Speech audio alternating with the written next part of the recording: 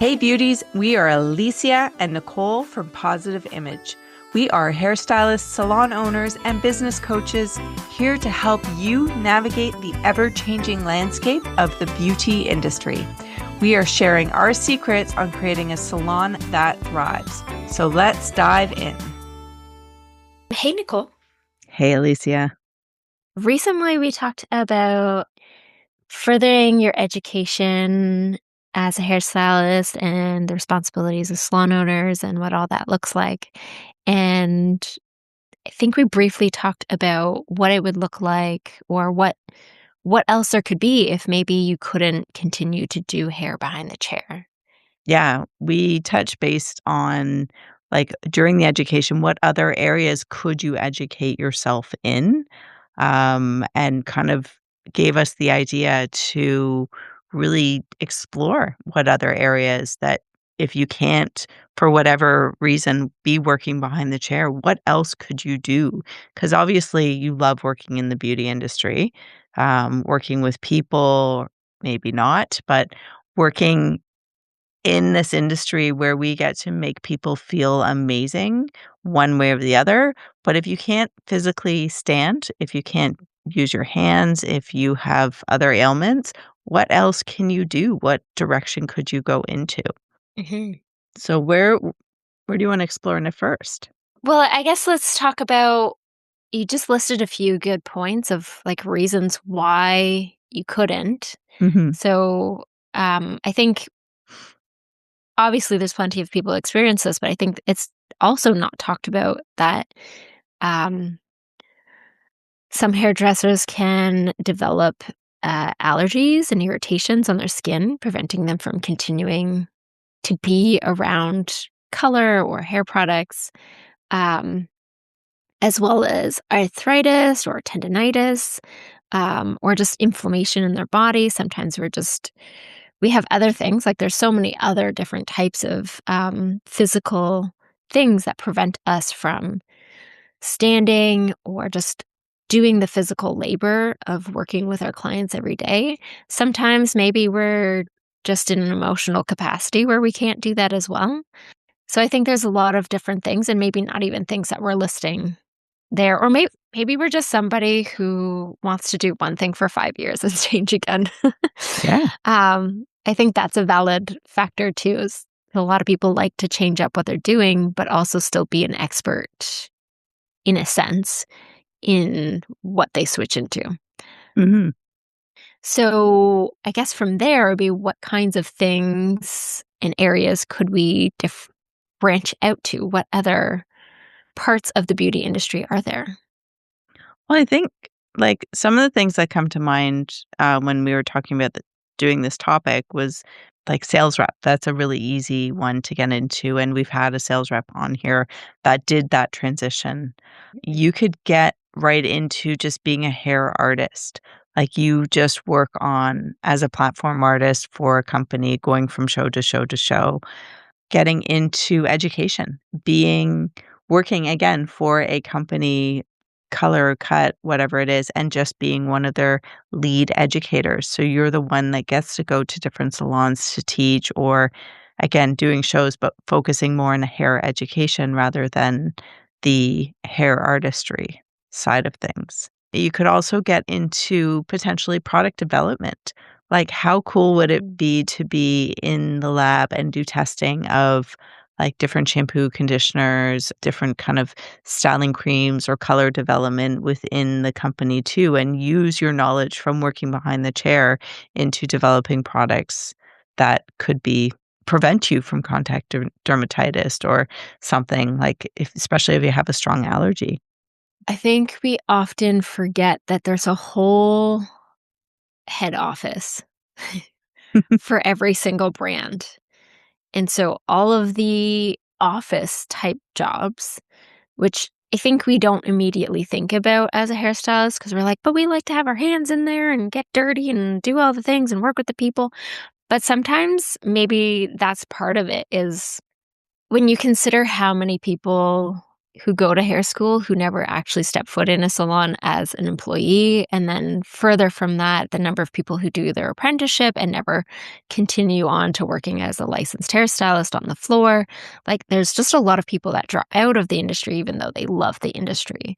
So maybe hands-on working with people actually isn't for them, or maybe you struggled through it because it was just the place you landed and you've just done it, but maybe you've realized that actually working in an office better suits your personality. Mhm. So I think that's something to think about too. There's so many different positions in an office that you can do that would definitely help for those that either do have things where maybe they can't stand, or maybe it's just the working one-on-one with people and the anxiety of that. Yeah, there's lots of other different ways that we don't necessarily think about that we can do. I think also there's some more passive ways that we can do things. Mhm. And that's like creating like templates for other hairdressers to use or salon owners. That's, sharing the products that you use and then giving people affiliate links to buy that. I think we were talking about like an MLM companies always an option, which is again the products that you use and affiliate links.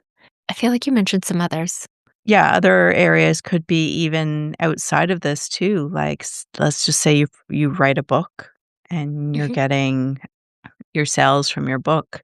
I myself, I have real estate, so that gives me a passive income for whatever I choose to move forward with. Yeah, I think that's a good point too, is thinking like many of us hairdressers are artists or just hobbyists.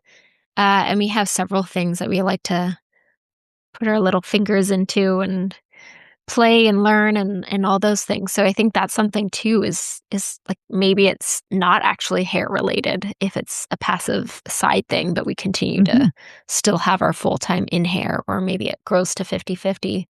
Yeah, Um like making jewelry or yeah. candles or even just art. If somebody likes to Mhm. draw or paint, and then you have that hanging in your salon, which is also for sale too. Like, Mhm. use your walls. Yeah, which is nice too, because then it changes and it's always Mhm, interesting and something to talk about. mhm, So now, say we're in a situation where either we want to change or we're gonna need a change. What might that look like making that transition with clients or also being a salon owner and transitioning out of that? I think that's a really hard conversation to have because a lot of our clients think that you're just gonna be their stylist for life Till they die. till they die. You're not allowed to move anywhere, you're not allowed to go anywhere. God forbid you take more than 2 weeks off on vacation, and it lands right when they need their haircut or their color done. And I think you just have to be really honest with yourself, and you have to be really honest with your clients. And, I think everybody's like, "Hey, how are you doing?" "Yeah, I'm good, really good, blah, blah, blah." Sometimes you just have to have the conversation going, "You know what? I'm tired. I'm burning out, or I've got this thing. Changes might be coming." I know everybody has a different approach to this. But I think honesty is the best way when it comes to 100%. it. I saw a really interesting post made by somebody recently who I took a screenshot of it because it will be something that I think is really interesting. So the credit goes to this Instagram account called Amanda Thompson Hair, and it says, "Lately, I've been feeling the signs of burnout and I want to be honest about it. I've noticed I've been forgetting to book clients, move appointments, schedule personal time off, and I haven't been prioritizing my own health the way I should. This is my sign to slow down and reset." And it goes on just to kind of say that they're taking a step back, but they have an incredible team of stylists that are going to be happy to take them, and they're going to be there. And really ends with like the shift isn't about stepping away, it's about being intentional and showing up better for everybody involved. So, really putting herself first. And it is so amazing. And I commend her for just like being honest with herself and putting it out there and just really listening to her body whatever the sign or symptom is at the end of the day. I know about 8, 9 years ago, I almost had to stop working. I don't know what it was, but my ankles swelled daily to about 3 times the size, where it was so painful. I had to lie with my feet up, and my husband ended up buying me this really good TENS machine for my feet that had saved my career because I was at the point where I was like, I can't do this anymore." Wow. So, having to go from that, and that has always been in the back of my mind too, and it's scary, and you just kinda look at, like, all you know is yourself as a hairdresser, and it's almost like this mortality sort of feel, like, "Who am I without this hairdresser identity?" And Yeah. mindset-wise, I was able, thankfully, to take that and to really think about, like, "What can I do? If I'm not doing hair, what can I do?" Yeah. Because I never just thought of myself as a sole salon owner. I was always just Nicole, the hairdresser. And it really broadened my horizons and opened up my mind to like, okay, I now have to have a passive income. I now have to really set my salon up in the way that if I can't do hair, it still can make money and still can provide me with a living in one way or the other. Did you find that your mindset at work and your team culture changed after that? It did, but weirdly, it changed in the way that the universe tested me, Okay. because then within that year, the landlord that I had raised my rent by 40%, and I had to make the decision to move or to shut the business down. And so, obviously, I decided to move. And Mhm. then the year after that, I lost 2 of my long-term my basically, my 2 stylists that I had working for me. One was with me for 9 years and one was with me for 8 years, and within 6 weeks of each other, one moved to BC and one moved to Halifax. And so, from that point, I then shifted my business and I got multiple more stylists in, but now I had a larger space in order to do that. Mhm. So, I kinda got tested as to, like, okay, how strong is Nicole's resolve in this way? Or I guess, like, how dedicated are you to pursuing this career, or should Mhm, you be switching? And mhm. you chose dedication Yeah, and perseverance through it, yeah, which is great. yeah. Have you had something similar to this? Like, injury and, like, having to step away? Well, just the idea of, like, you have the salon, but working behind the chair, is that always, like is that the diehard dream? No, I think everybody knows that. I I quite enjoy my clients. They're all very lovely. I'm very lucky, and I'm sure those who know me or those who listen, I am who I am, and it's not me behind a chair isn't too far off from who I really am, especially if we get talking. And so that's quite fun because I get to have a spot to learn about people's interesting behavior. I love the psychology of it and going down ridiculous rabbit holes and talking about the most random stuff ever. And if someone's down to like first time appointment with me, go down the craziest rabbit holes. I'm like, yes, we're buds for life. We got this. Um, that being said, I suppose I'm a bit of a funny one. I've always liked business. I did a business honors in high school. I didn't pursue that further. But that was really just because I didn't have the guidance and knowledge of what to do in that world. Um, but I have always liked beauty and fashion. You did step away from the chair for a bit, and then you I came did, back? yeah. Yes, because that was the goal. It was intentional, and then it was already something I was working on pre-COVID, and my whole team knew it. They were very aware, and clients knew that I was slowly transitioning them to a more suitable stylist on my team, and that seemed to be fine, seemed to go well. I think they liked that I was still at the salon all the time. Mhm.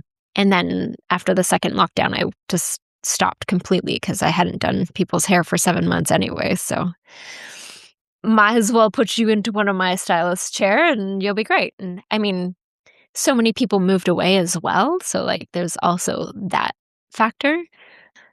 Yeah, I mean, I think that went pretty well overall. Of course, everyone's a little bit emotional when their hairdresser can't do their hair anymore or says that they're just not going to. Because I didn't leave the salon, I just wasn't doing hair. To which is, like I guess a side topic is, I am now back on the floor because I had a big team change maybe 6 months after we got back into the salon, which I think was just inevitable. People moving away or moving to other salons or having babies or whatever it was. So I did go back on the floor.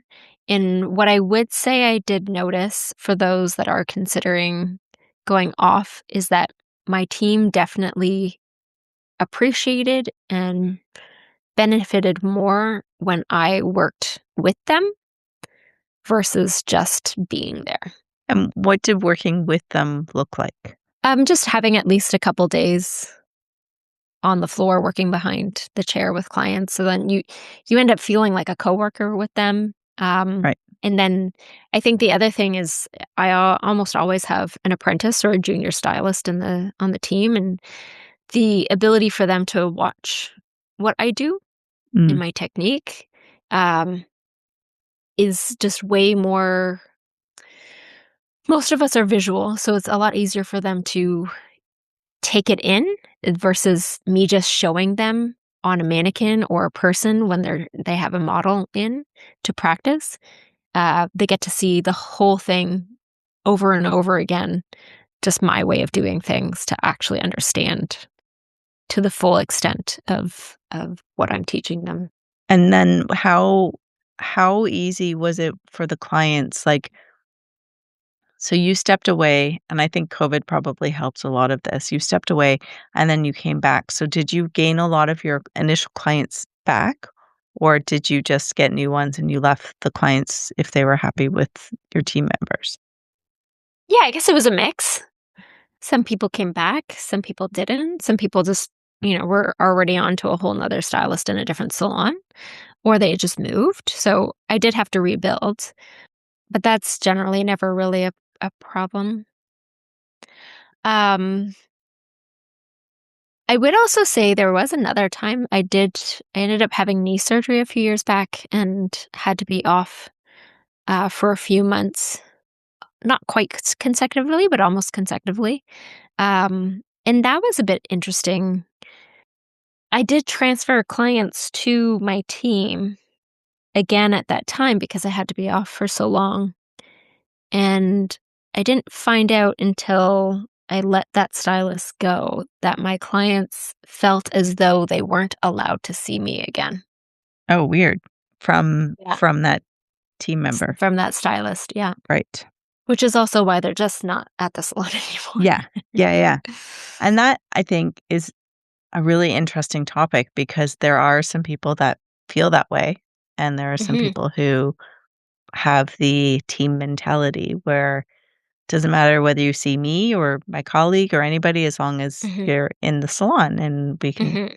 share it. But not And that's everybody has that same feeling they in a don't. way. Yeah. And that definitely is something I try to remind my stylists of if they try to get a little emotional about it, as well as, like, if a client's coming in and you can see on their face, they're like, Yep. and immediately I'm like, "No, we just want you taken care of. Yep.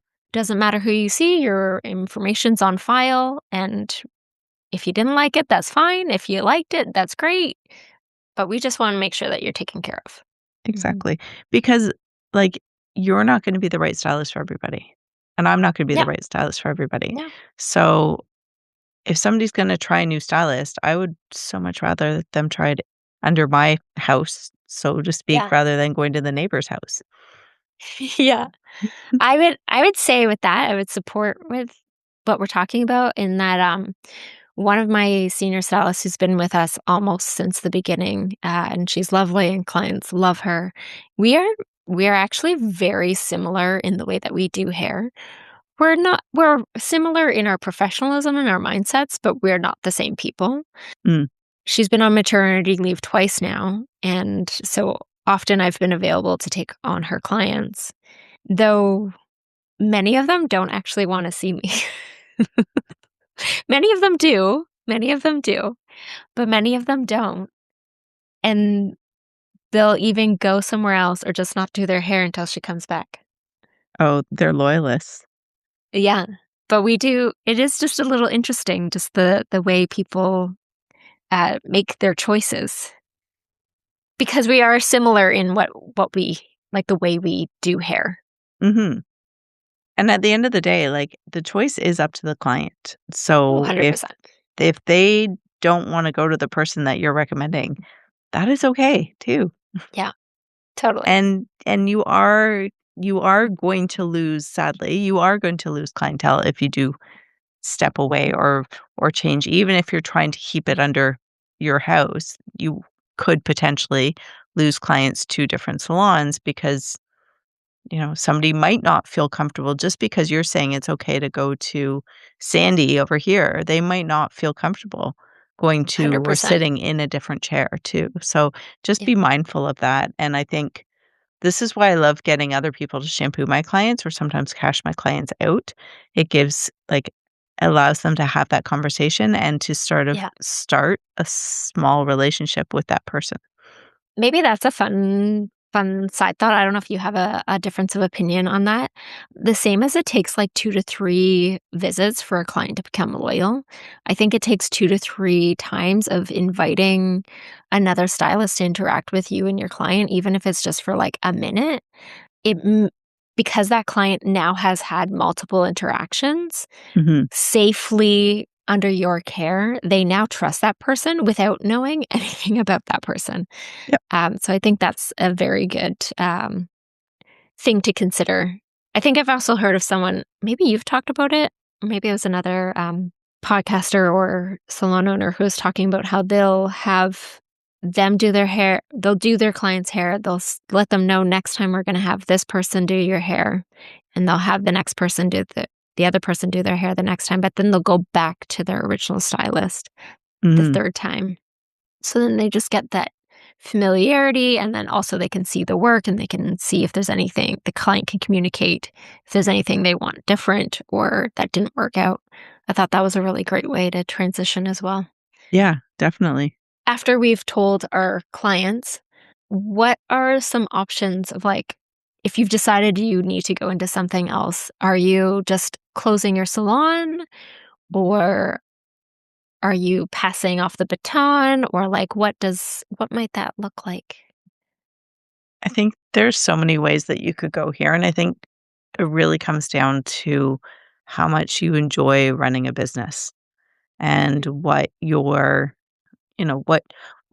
If you're dreaming of just going and backpacking around the world for a year, keeping a business might not be the smartest thing. But if you like the idea of having the business, doing the numbers, and have a team that you can trust, then you might be able to just be a business owner or just be a mentor. So I think it really depends. Like it's a case by case study. Oh, yeah. It's hard, and it's being honest with yourself about what kind of a boss or owner that you want to be or whether you can, and then if you do decide to sell, stepping away completely, like, that's scary if this is something you've built from scratch and now you're just kinda letting it go off into the world to become its own entity or run by somebody else, like, that's a hard thing to wrap your head around and do as well. Yeah, 100%. Okay. So we have a few different reasons why someone might want to go into something else. We have a few different areas that people could branch out into and stay in the beauty industry, staying connected to the industry we love. And then also some other ways that you can do things to secure possibilities or unexpected situations in life and having passive income.